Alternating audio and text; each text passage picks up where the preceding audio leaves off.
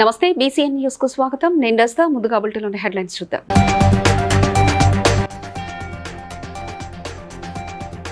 రక్షాబంధాన్ని పురస్కరించుకొని ప్రధాని మోదీకి రాఖీ కట్టిన విద్యార్థినులు.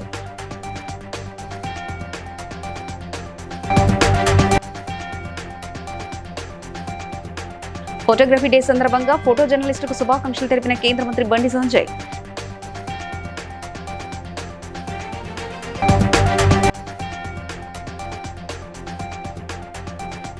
తెలంగాణ నుండి కాంగ్రెస్ రాజ్యసభ అభ్యర్థిగా నామినేషన్ వేసిన అభిషేక్ మను స్వింగ్.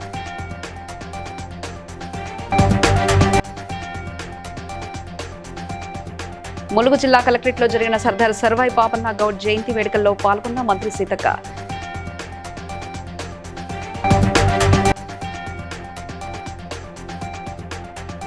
బెల్లంపల్లిలో ఎమ్మెల్యే క్యాంపు కార్యాలయాన్ని ప్రారంభించిన ఎమ్మెల్యే గడ్డం వినోద్ వెంకటస్వామి.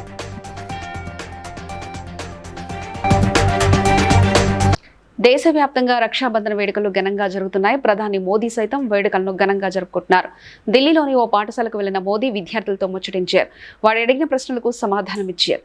అనంతరం చిన్నారులంతా ఒక్కొక్కరుగా వచ్చి మోదీ చేతికి రాఖీలు కట్టి ఆశీర్వాదం తీసుకున్నారు.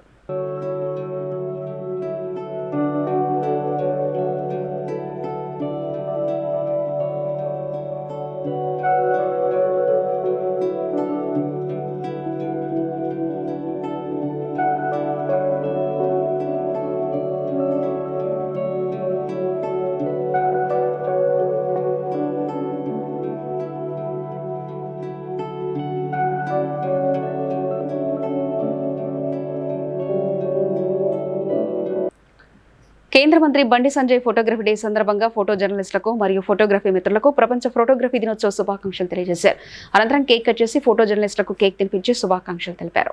నమస్కారం. ముందుగా అంతర్జాతీయ ఫోటోగ్రఫీ డే సందర్భంగా అందరికీ, ముఖ్యంగా అందరు కూడా హృదయపూర్వక శుభాకాంక్షలు. వాళ్ళ సమాజంలో ఈ ఫోటోగ్రఫీ దీనికి ఒక ప్రత్యేక గుర్తింపు ఉంది. వాళ్ళ ఒక్కసారి దిగినటువంటి ఫోటోను చిరకాలం బతికున్న రోజు కూడా దాన్ని చూస్తూ ఆనందించేటువంటి ఒక గొప్ప ఫోటోగ్రఫీ డే సందర్భంగా దాన్ని గుర్తుంచుకోవాల్సిన అవసరం ఉంటుంది.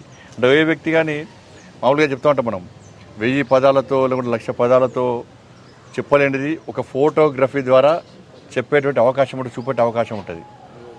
చిరకాలం వాళ్ళ ఆ జ్ఞాపకాలను గుర్తుంచుకునేటువంటి అవకాశం కేవలం ఫోటో ద్వారా ఉంటుంది. వాళ్ళ శుభకార్యమైన అశుభకార్యమైన కూడా, మంచి అయినా వాళ్ళ కష్టాలు తెలుసుకోండి, వాడు పడుతున్న ఇబ్బందులు తెలుసుకోండి, ఒక్కసారి సమీక్ష చేసుకోండి.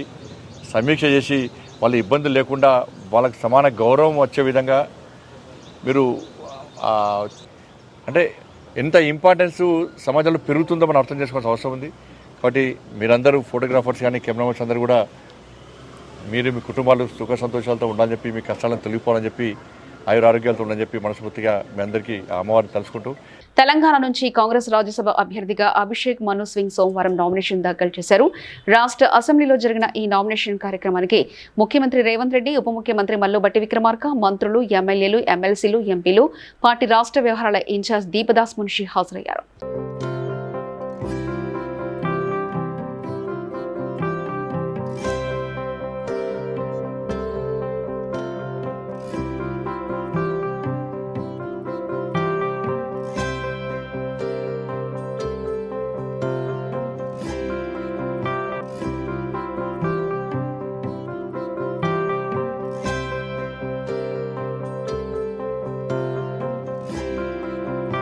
ములుగు జిల్లా కలెక్టరేట్లో జరిగిన స్వర్గీయ సర్దార్ సర్వాయి పాపన్న గౌడ్ 374వ జయంతి ఉత్సవాల్లో మంత్రి సీతక్క ఆయన చిత్రపటానికి పూలమాలలు వేసి ఘనంగా నివాళులర్పించారు.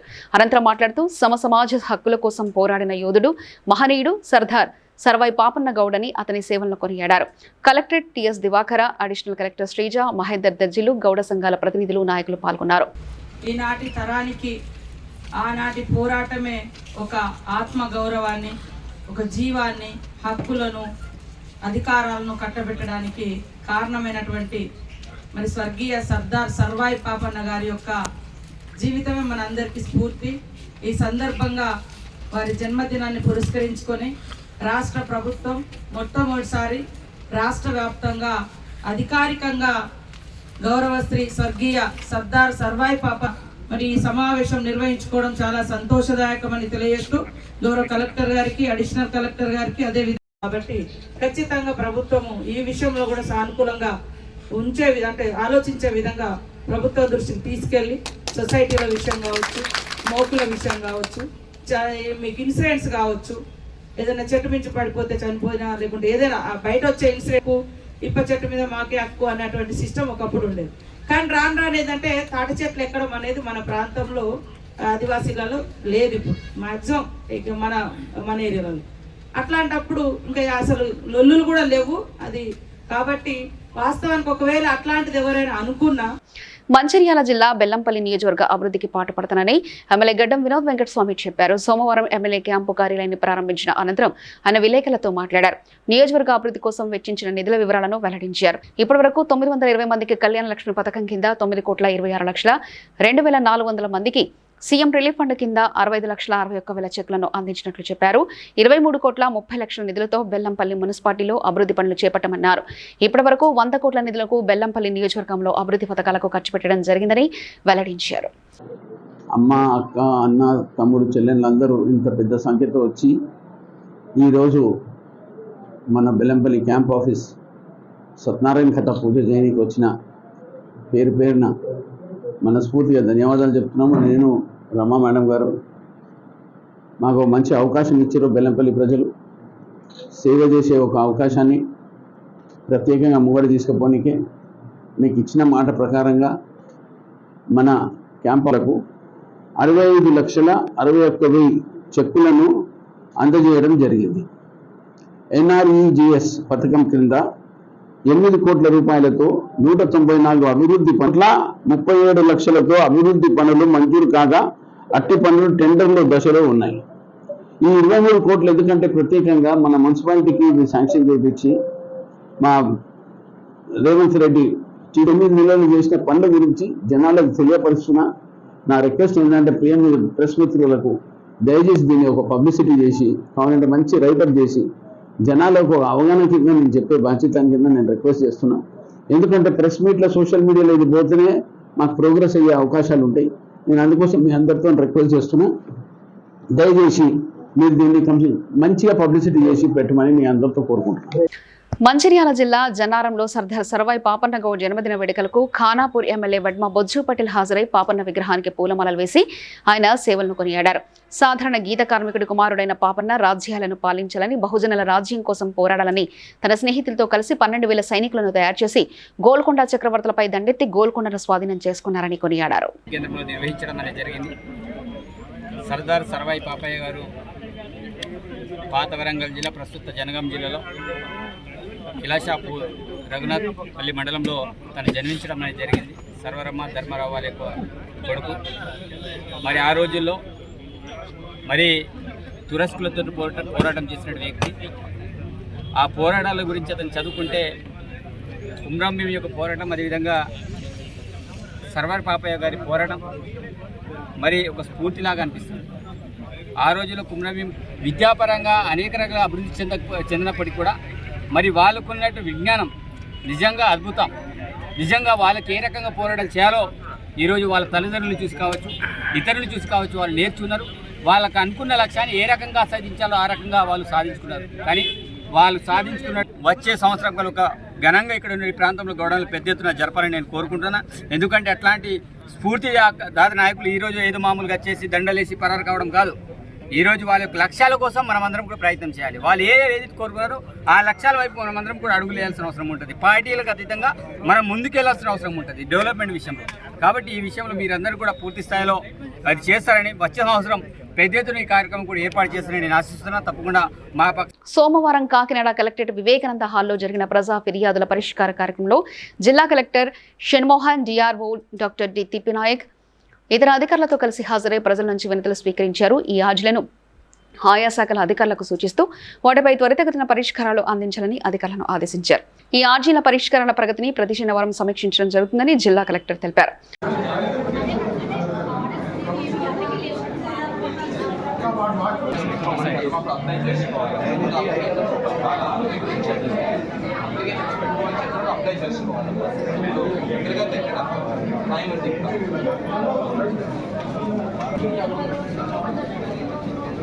దారి మార్గం ఉందా? సర్వేకి అప్లై చేస్తారా? కూర్చోండి. ఇక్కడ సర్వే అప్లికేషన్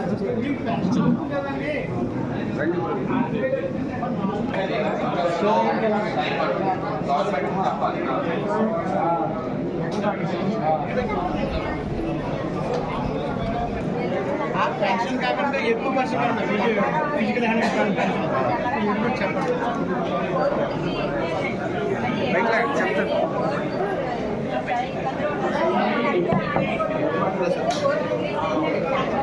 వికారాబాద్ కలెక్టరేట్లోని సమావేశ మందిరంలో సర్దార్ సర్వాయి పాపన్నగౌడ్ 374వ జయంతి ఉత్సవాలను వెనకబడిన తరగతుల సంక్షేమ శాఖ ఆధ్వర్యంలో నిర్వహించారు. ఈ కార్యక్రమానికి జిల్లా కలెక్టర్ ప్రతీక్ జైన్ హాజరై ఆయన చిత్రపటానికి పూలమాలలు వేసి ఘనంగా నివాళులర్పించారు. ఈ సందర్భంగా కలెక్టర్ మాట్లాడుతూ బహుజన రాజ్యాన్ని స్థాపించిన మొట్టమొదటి వీరుడు సర్దార్ సర్వాయి పాపన్నగౌడ్ అన్నారు.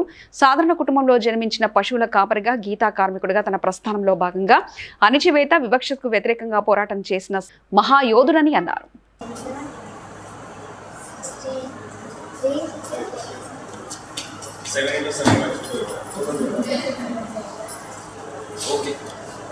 ముందుకు పోతే విజయం నీకు బానిసరా, కాలం నీతో నడవదు, నిన్నడిగి ముందుకు సాగదు, సంకల్పం ఒకటే చాలదు, దానికి సమయమే కదరా ఆయుధం.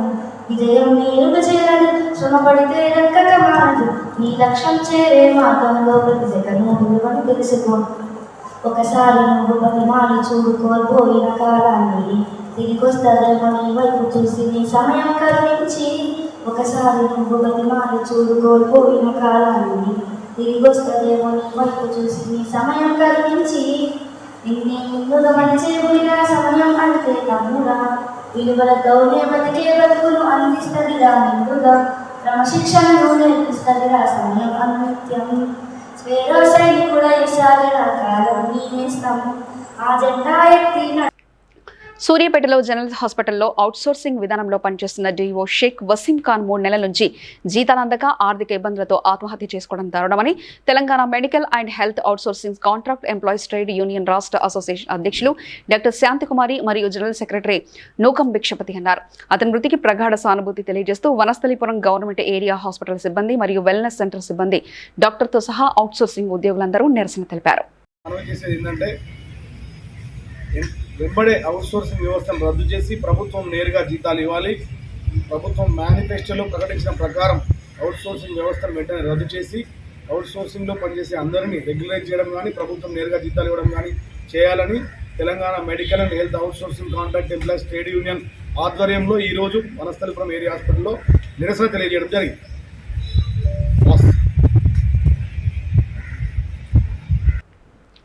మహబూబాబాద్ జిల్లా తొర్రూరులో నియోజకవర్గ కాంగ్రెస్ పార్టీ ఇన్ఛార్జ్ అనుమాండ్ల ఝాన్సీ రాజేందర్ రెడ్డి జన్మదిన సందర్భంగా అనుమాండ్ల తిరుపతి రెడ్డి ఆధ్వర్యంలో జన్మదిన వేడుకలు ఘనంగా నిర్వహించారు. కేక్ కట్ చేసి తొర్రూరు మండలం కాంగ్రెస్ పార్టీ యూత్ ఆధ్వర్యంలో మెగా రక్తదాన శిబిరం నిర్వహించి కాంగ్రెస్ నాయకులు తూనం శ్రవణ్ కుమార్ ఆధ్వర్యంలో అన్నదాన కార్యక్రమం చేపట్టారు.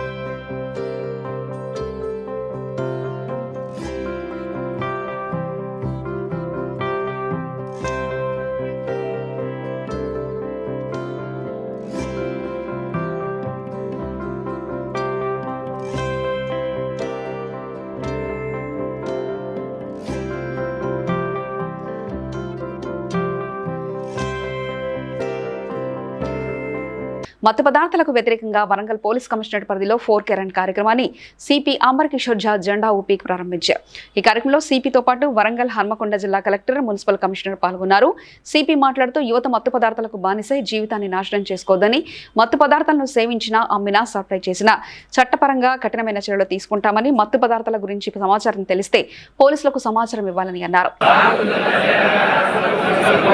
భాగస్వామినవుతానని ప్రతిజ్ఞ చేస్తూ ఉన్నాను.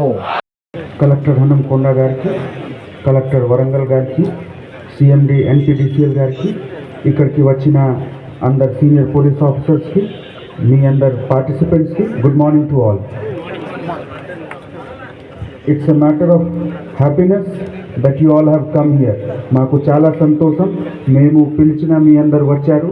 ఈ సండే మార్నింగ్ లేచి రావడానికి బాగా కష్టం, కానీ ఒక మంచి ఉద్దేశంకి అంటే ఆలోచన చేసి మీ అందరు వచ్చారు. డ్రగ్స్ తినే వాళ్ళకి ఒక టీం ఉంటుంది, ఒక 4-3. మేము వరంగల్ పంపిస్తే మా పిల్లలకి అక్కడ ఏం ఉండదు. ఇవ్వగలుగుతారా? మీరే రోల్ మోడల్గా ఉండాలి. మీరు ఈ విధంగా బిహేవ్ చేస్తే నెక్స్ట్ ఇయర్ మీకు జూనియర్స్ అంటే ఫస్ట్ ఇయర్ ఉంటే, ఫైనల్ అంటే బిఎస్సి ఉంటే, బిఏ ఉంటే, గ్రాడ్యుయేషన్ అన్ని చోట్ల మీకు నెక్స్ట్ ఇయర్ ఫ్రెష్ ఇక్కడ స్టూడెంట్స్ వస్తారు, మీకు చూసి వాళ్ళు వస్తారు. So please ensure that no drugs means no drugs. చిన్న పెద్ద ఎక్కడ కూడా మనము కన్సెషన్ ఇవ్వము. అన్ని రిక్వెస్ట్ చేసిన తర్వాత ఒకవేళ అర్థం చేయలేకపోతే మేము డెఫినెట్లీ గట్టిగా రూల్ పరంగా పోతాము. డెఫినెట్లీ టఫ్ యాక్షన్ ఉంటుంది. And then no one can say that police has not warned us.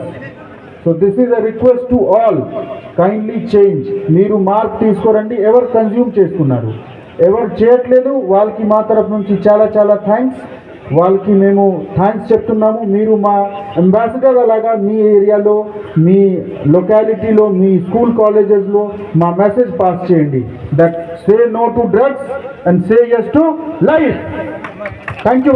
Quthbullapur నియోజకవర్గం చింతల్లో RNC super speciality hospital doctor Sushrith Kumar, doctor Rishi Kumar ఆధ్వర్యంలో ఉచిత వైద్య శిబిరాన్ని ఏర్పాటు చేశారు. ఈ సందర్భంగా వారు మాట్లాడుతూ ప్రతి నెల 8 మరియు 30 తారీఖున పేద మధ్యతరగతి ప్రజలకు అన్ని రకాల రక్త పరీక్షలు, లివర్కి సంబంధించి పరీక్షలు నిర్వహించి సూచనలు జారీ చేయడం జరుగుతుందని, ప్రతి ఒక్కరూ ఈ అవకాశాన్ని సద్వినియోగం చేసుకోవాలని కోరారు. డిఎం కార్డియాలజీ, ఉస్మానియా నుండి గోల్డ్ మెడలిస్ట్. అండ్ కార్డియాలజీ అనేది నాకు 2023లో అయిపోయింది. And since 1 year onwards I'm into the practice అనమాట.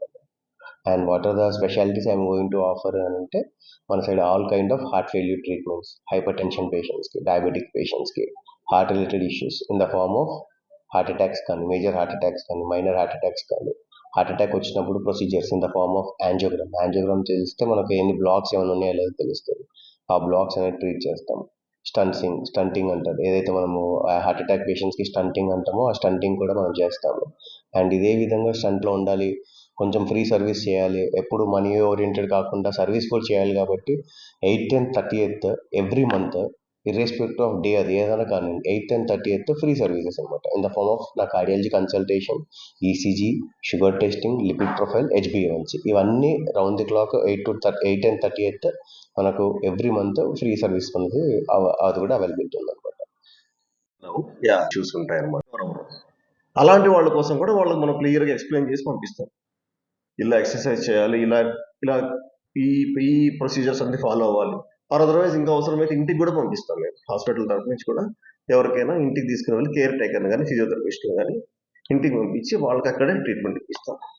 అన్ని విధాలుగా పేషెంట్కి సపోర్ట్ చేయడం, వాళ్ళని మళ్ళీ back to their normal life తీసుకురావడం is the main motto of our physiotherapy department in RNC hospital. Thank you very much. Like orthopedic మళ్ళీ నార్మల్గా ఇంటికి పంపించగలగాలి. ఏదైనా ఊరినే పేషెంట్ రికవర్ చేయించేసి వాళ్ళని జబ్బు తగ్గి ఇంటికి వెళ్ళిపోయి మళ్ళీ నడలేని పరిస్థితిలో ఉంటే కుదరదు. సో పేషెంట్స్ వాళ్ళ డిమాండ్స్ పెరిగాయి ఈ మధ్య. పేషెంట్స్ ఊర్లు జనరల్గా రోగం తగ్గడంత వరకు లేదా ఆ పరిస్థితి లేదు.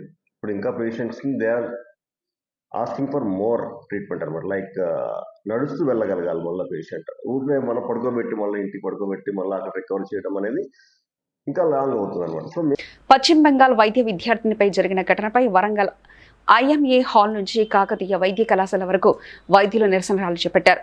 ఎంతమంది ప్రాణాలు కాపాడే వైద్య వృత్తిలో ఉన్న తమ ప్రాణాలకే రక్షణ లేకుండా పోయిందని, రక్షణ కల్పించే చట్టాలను తీసుకురావాలని, పశ్చిమ బెంగాల్లో జరిగిన ఘటనకు బాధ్యులైన నిందితుల్ని కఠినంగా శిక్షించాలని డిమాండ్ చేశారు. ప్రపంచానికి తెలుసు, మన భారతదేశంలో కోల్కతాలో జరిగినటువంటి మహిళా డాక్టర్ను అత్యంత ఘోరంగా రేప్ చేసి, మర్డర్ చేసి, చిత్రవద చేసి, కిరాతకంగా మృగాల కన్నా అధ్వానంగా కూడా ప్రవర్తించేటువంటి దుండగులను ఇది మొత్తం సభ్య సమాజం కూడా సిగ్గుపడేలా తల వంచుకొని సిగ్గుపడాల్సిన అవసరం ఉంది.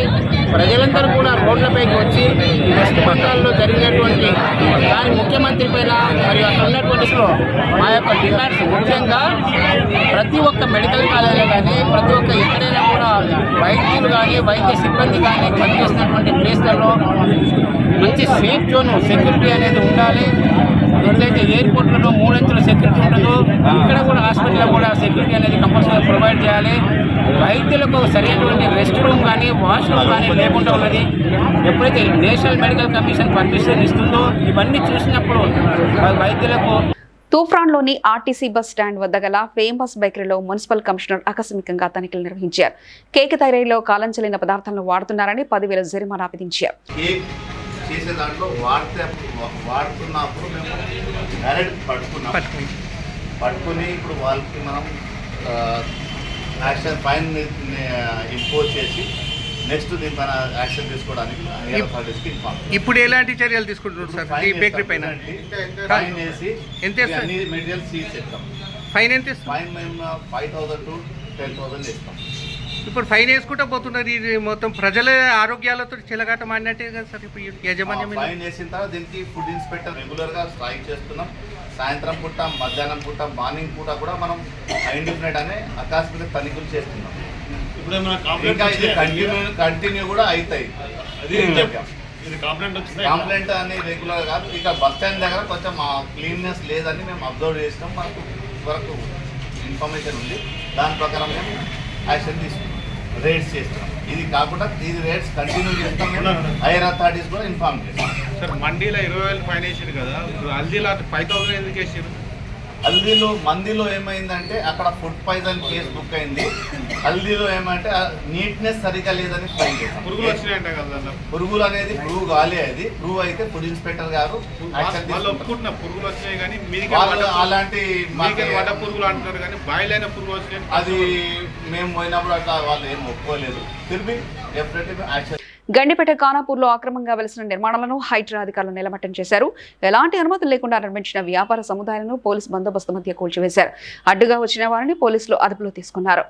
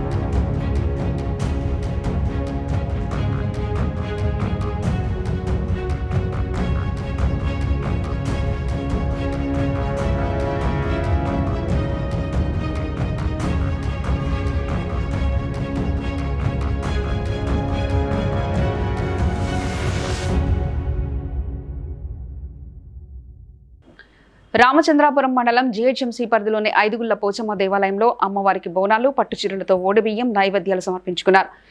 రామచంద్రాపురం సర్కిల్ ఇన్స్పెక్టర్ అవాంఛనీయ సంఘటనలు జరగకుండా బందోబస్తు చేశారు. గొల్ల కుర్మలు ప్రతి సంవత్సరం రాఖీ పండుగ ముందు అమ్మవారికి బోనాలు సమర్పిస్తారు.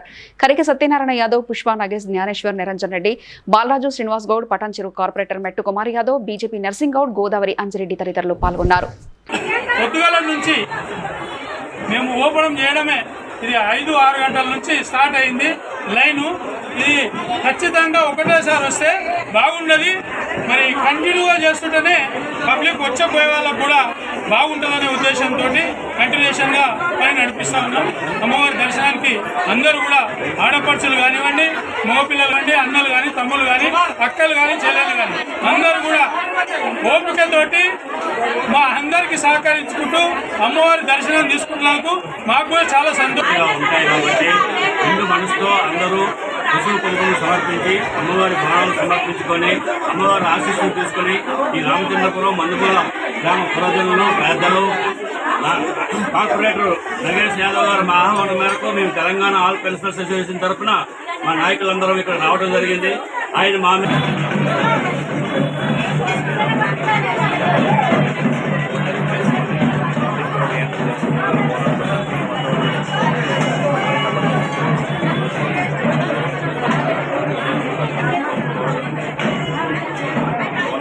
కరీంనగర్ జిల్లా చొప్పదండి పట్టణంలోని ధ్యాన సరస్వతి ఆలయంలో పౌర్ణమి సందర్భంగా ఆలయ ప్రధాన అర్చకులు సింహాచలం జగన్మోహన్ స్వామి, భాష్యం నవీన్ కుమార్లు ఉదయం జ్ఞాన సరస్వతి అమ్మవారికి అభిషేకాలు నిర్వహించారు. భక్తులు అధిక సంఖ్యలో అభిషేకంలో పాల్గొన్నారు.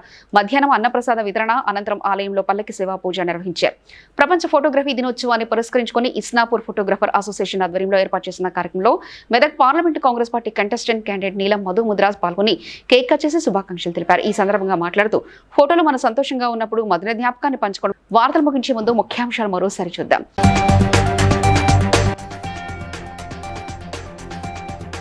రక్షాబంధాన్ని పురస్కరించుకొని ప్రధాని మోదీకి రాఖీ కట్టిన విద్యార్థినులు.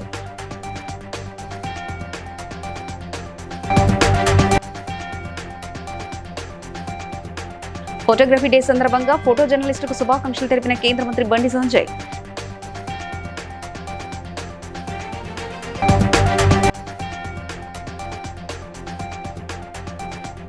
తెలంగాణ నుండి కాంగ్రెస్ రాజ్యసభ అభ్యర్థిగా నామినేషన్ వేసిన అభిషేక్ మనోజ్ పై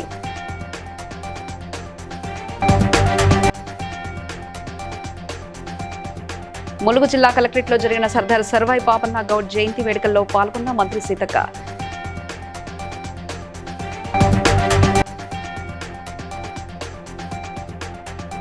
బెల్లంపల్లిలో ఎమ్మెల్యే క్యాంపు కార్యాలయాన్ని ప్రారంభించిన ఎమ్మెల్యే గడ్డం Vinod Venkataswamy.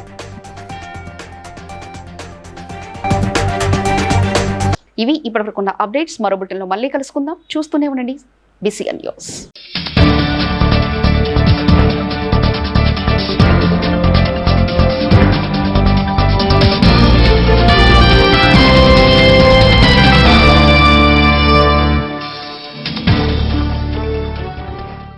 Please like and share, subscribe to BCN Telugu News. Please like, share and subscribe to BCN Telugu News.